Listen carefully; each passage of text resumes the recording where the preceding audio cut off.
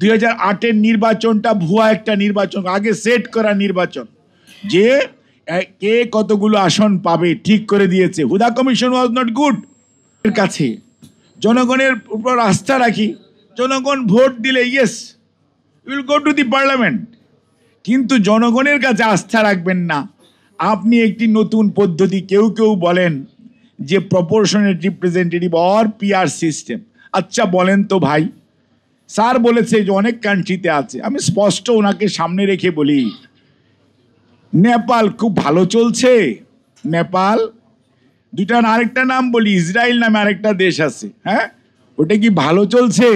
ওদেরকে কেউ ভালো বলে না? ডেমোক্রেসির জন্য কাদেরকে ভালো বলে? ব্রিটেনকে কি বলে? ডেমোক্রেসির সূতিকাগার বলে, তাই না? আমেরিকার কি অবস্থা? আমেরিকার দুইটা সিস্টেমই আছে। তারপরে আপনার পার্শ্ববর্তী দেশ ইন্ডিয়াকে কি বলে? আপনার অন্য কান্ট্রি যারা উন্নত যে সমস্ত রাষ্ট্র আছে, তার মধ্যে হাতে গোনা ছোট ছোট 2-4টা কান্ট্রির পেয়ার আছে, কিন্তু মোস্ট অফ দি কান্ট্রি যাদের সত্যিকার অর্থে গণতন্ত্র প্র্যাকটিস করতে দিলেন না। 2008-এর নির্বাচনটা ভুয়া একটা নির্বাচন, আগে সেট করা নির্বাচন, যে কে কতগুলো আসন পাবে ঠিক করে দিয়েছে। হুদা কমিশন ওয়াজ নট গুড। দেন তারাই দেশে কোনো নিরপেক্ষ নির্বাচন অনুষ্ঠান অনুষ্ঠিত করে নাই, কারণ 111-কে বৈধতা দেওয়ার জন্য তারা এই সমস্ত ষড়যন্ত্রমূলক নির্বাচন করেছে।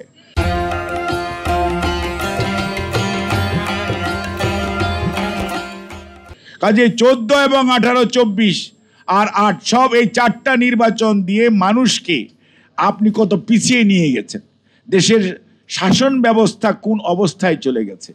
এই অবস্থা থেকে পরিত্রাণ পেতে হলে দেশের মানুষকে আগে নির্বাচনমুখী করতে হবে, কারণ তো মানুষ জানে তার ভোটের দরকার নাই।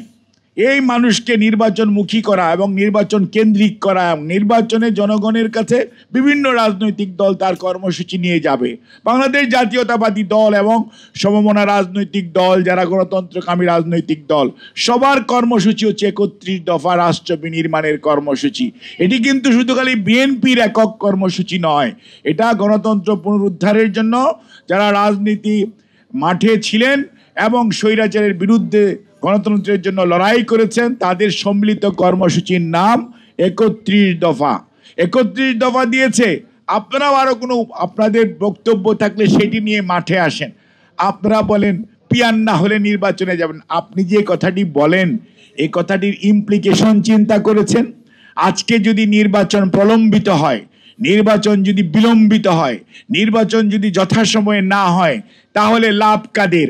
লাভ হচ্ছে পতিত স্বৈরাচারের রেখে যাওয়া যে সমস্ত এই সুবিধাভোগীরা আজকে প্রশাসনে বলেন, বিচারালয়ে বলেন, সর্বত্র বলেন ছড়িয়ে আছে, দেশে ব্যবসা কেন্দ্রে বলেন, সর্বত্রই তাদের, এবং তারা দেশে এবং বাইরে বসে তাদের নেত্রী যে ষড়যন্ত্র করছে, নির্বাচন হতে দিব না, নির্বাচন এটা করতে দিব না, অর্থাৎ এক ধরনের বিশৃঙ্খলা হলে লাভ কাদের? লাভ হচ্ছে পলায়নকৃত স্বৈরাচারের। কাজে আপনারা যারা আজকে বুঝে না বুঝে বিভিন্ন দাবি তুলে আজকে নির্বাচনকে পিছিয়ে দিতে চান, তারা কি প্রকারান্তরে স্বৈরাচারের পক্ষে কাজ করছেন কিনা সেইটি কি বিবেচনা করেছেন?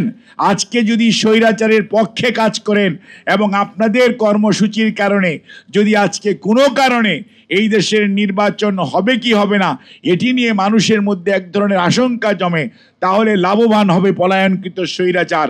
সেটির জন্য কি আপনারা 2024-এর 36শে জুলাই করেছিলেন?